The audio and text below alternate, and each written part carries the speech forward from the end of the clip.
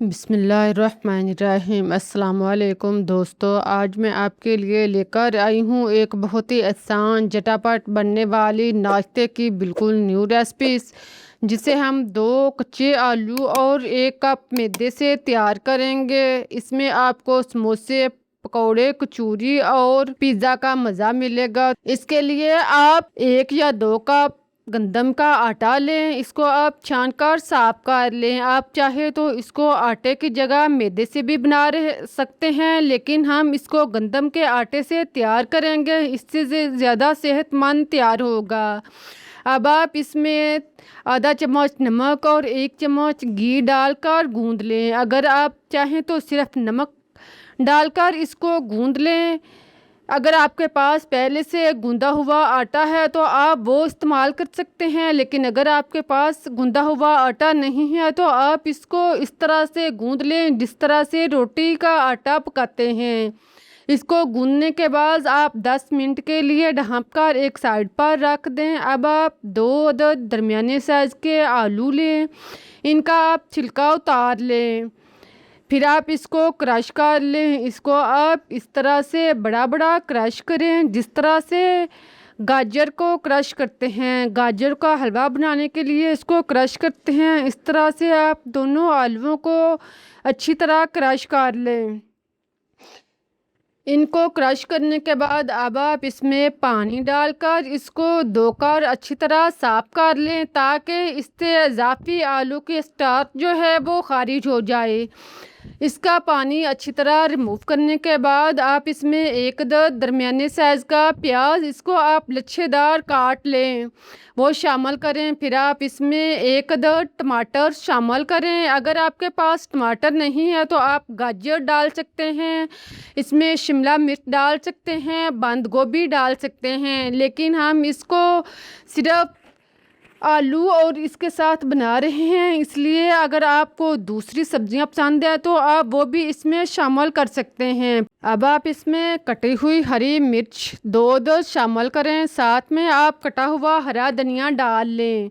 नमक आप टेस्ट के मुताबिक डाल लें। सुरख मिर्च कुटी हुई आप 1 चम्मच डाल लें। ज़ीरा साबुत 1 चम्मच शामिल कर लें।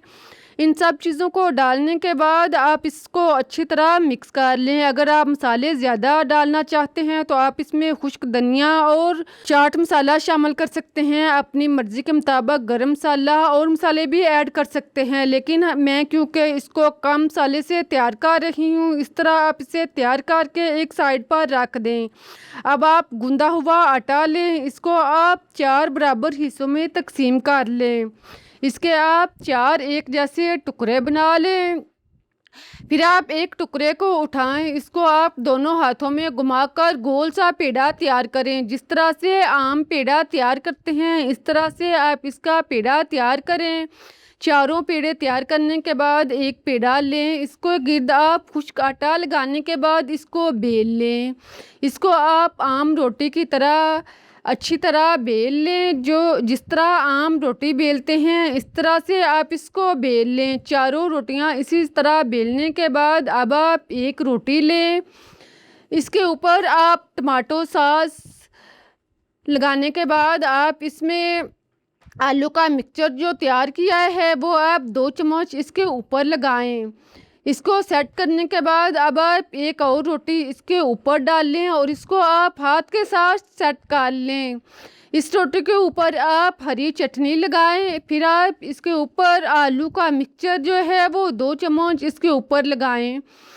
इसको आप रोटी के ऊपर अच्छी तरह फैलाने के बाद तीसरी रोटी इसके ऊपर रखें और इसको आप दबाकर सेट कर लें। अब आप दोबारा से टमाटो सॉस, हरी चटनी या आप कोई भी चीज़ जो आपको पसंद है वो आप लगा सकते हैं। इसे लगाने के बाद अब आप बाकी बचा हुआ आलू का मिक्सचर इसके ऊपर रखें। इसको आप मिक्सचर को 3 तहों में 3 बराबर हिस्सों में तकसीम करके इसके अंदर ऐड कर दें। अब चौथी रोटी इसके ऊपर रखने के बाद इसको आप किनारों से अच्छी तरह सेट करें, ताकि आलू जो है बाहर नहीं आए। अब आप स्टीमर प्लेट लें, इसके ऊपर आप घी या ऑयल लगा लें। अगर आपके पास स्टीमर प्लेट नहीं है तो आप कोई भी जाली या इस तरह का बर्तन ले सकते हैं। अब आप रोटी को किनारों से पकड़ कर स्टीमर प्लेट के ऊपर सेट करें। इसको आप अच्छी तरह सेट करने के बाद आप किसी भी बर्तन में 1 या 2 गिलास पानी गर्म कर लें। जब ये गर्म हो जाए तो स्टीमर प्लेट को आप पानी के ऊपर रखें और इसको आप ढक कर 7 से 8 मिनट के लिए भाप में पकने दें।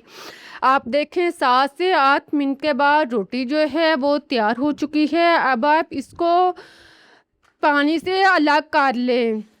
इस तरह से आप इसको अलग करने के बाद इसे ठंडा होने दें। जब ये अच्छी तरह ठंडी हो जाए तो आप इसको स्टीमर प्लेट से अलग कर लें। आसानी के साथ ये स्टीमर प्लेट से अलग हो जाएगी। इसको आप किसी भी प्लेट या ट्रे में रख लें। इसको आप काट लें। इसको आप पहले दरमियान से काटें। इस तरह आप इसको 2 हिस्सों में काटने के बाद दूसरी साइड से दरमियान में काटेंगे तो ये 4 हिस्सों में तकसीम हो जाएगी। इस तरह से आप इसके टुकड़े काटें। आप इसको मज़ीद छोटे टुकड़ों में तकसीम करना चाहते हैं तो आप इसको 2 और काट दें तो ये 8 हिस्सों में तकसीम हो जाएगी।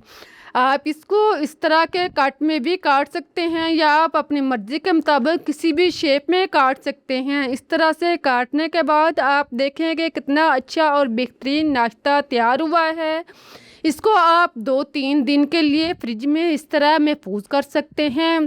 इस तरह भी ये नाश्ता बहुत टेस्टी है। लेकिन अगर आप इसको ज़्यादा मज़े का चटपटा क्रिस्पी बनाना चाहते हैं तो इसको फ्राई करें। इसके लिए आप मैदा लें या आप आटा ले लें। इसमें आप नमक और काली मिर्च डालने के बाद आप इसमें पानी शामिल करें और इसका मिक्सचर तैयार करें कि इसके अंदर गिल्टी ना हो और नॉर्मल सा मिक्सचर हो, ना ज़्यादा पतला हो और ना ज़्यादा गाढ़ा हो। इसके अंदर आप एक टुकड़े को रोल करें। डुबोने के बाद आप घी या ऑयल को फ्राई करें और इसमें आप एक एक करके पीस को इसमें डालते जाएं। जितनी बर्तन की गुंजाइश है इतने पीस आप इसमें डालें। ज़्यादा पीस आप इसमें भर्ती नहीं करें। इसको आप एक साइड से 1 से 2 मिनट तक फ्राई करें ताकि इसका कलर ब्राउन हो जाए और फिर आप इसकी साइड चेंज करें और दूसरी साइड से भी आप इसको फ्राई करें। टोटल आप 3-4 मिनट तक इसको फ्राई करें। आप देखें कितना अच्छा बेहतरीन मज़े का नाश्ता तैयार हुआ है।